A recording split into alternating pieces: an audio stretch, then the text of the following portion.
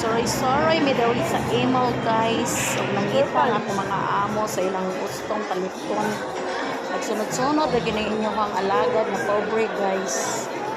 Diren, mga abot na may dere, nagtoyok-toyok, naniwa pagid sila kita silang gusto.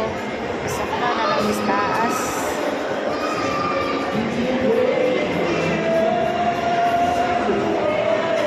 Tapos na namustaas guys, kasi hindi naman sila sa ilang gusto. Kaya, ito na talento guys. Kita rin sila gusto nilang paliton.